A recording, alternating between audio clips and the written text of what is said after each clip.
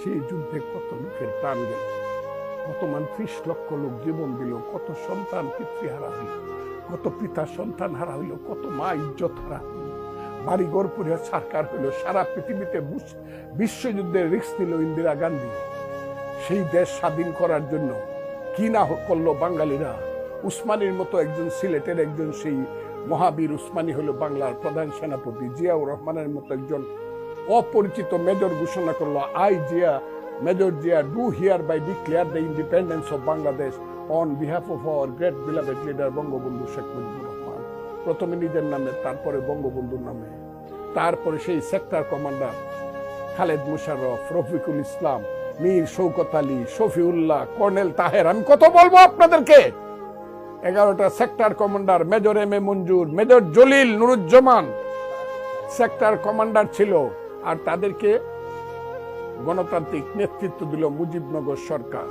রাষ্ট্রপতি শেখ মুজিবুর রহমান, উপরাষ্ট্রপতি ভারপ্রাপ্ত রাষ্ট্রপতি সৈয়দ নজরুল ইসলাম, প্রধানমন্ত্রী তাজউদ্দিন আহমদ, মন্ত্রী মনসুর আলী কামরুজ্জামান। কথাটা হাসানা মিশা?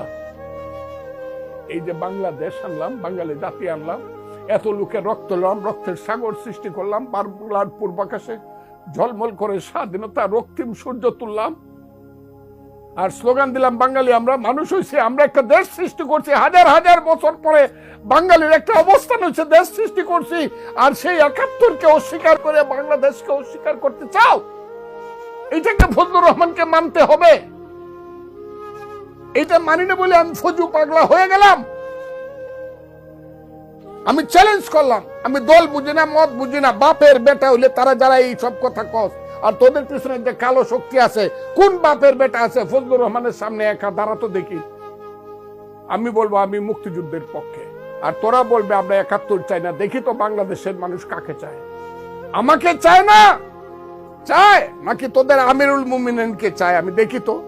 আমি বলবো আমি মুক্তিযুদ্ধের পক্ষে 71-এ, আর তোরা বলবে, তোমরা বলবে তোমরা মুক্তিযুদ্ধের 71-এর মুক্তিযুদ্ধ মানো না, তোমরা মুক্তিযুদ্ধ মানো 24-কে। দেখি তো কে জিতে। আমি চ্যালেঞ্জ করলাম, ফেয়ার ভোট হবে। হ্যাঁ, মানুষ যদি বলে যে না 71 মুক্তিযুদ্ধ হয়েছিল না, আমি মনে করবো আমার জীবন বিতা গেছে।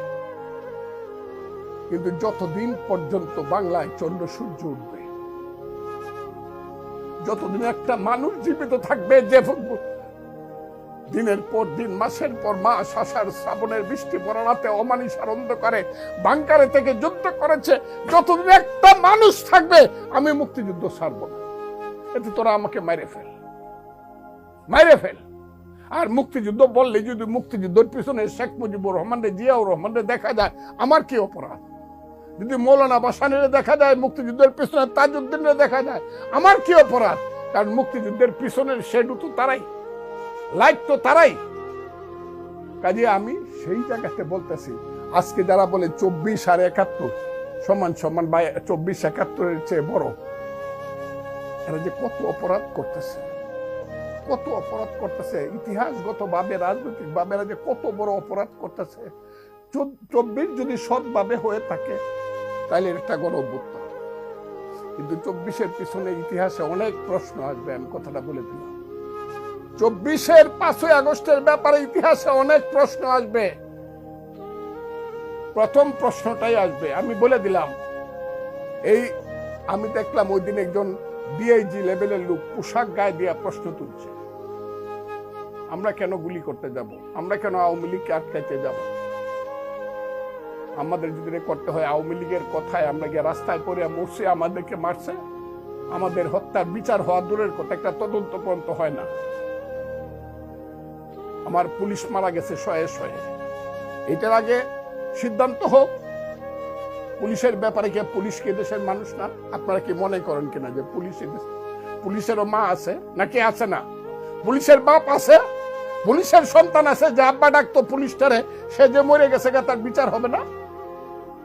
যদি পুলিশ অন্যায় করে মরে থাকে এই বিচার পুলিশের হবে, কিন্তু যদি পুলিশকে অন্যায়ভাবে কেউ মারে থাকে সেটার বিচার হবে না? এই প্রশ্নটা কিন্তু থেকে যাবে, হচ্ছে না? যেহেতু সরকার বলছে এটা ইন্ডেমনিটি দিবে, পুলিশ মরলে মরছে, এদের কোনো ইনকোয়ারি হবে না, সরকার এটা সিদ্ধান্ত নিয়ে নিছে।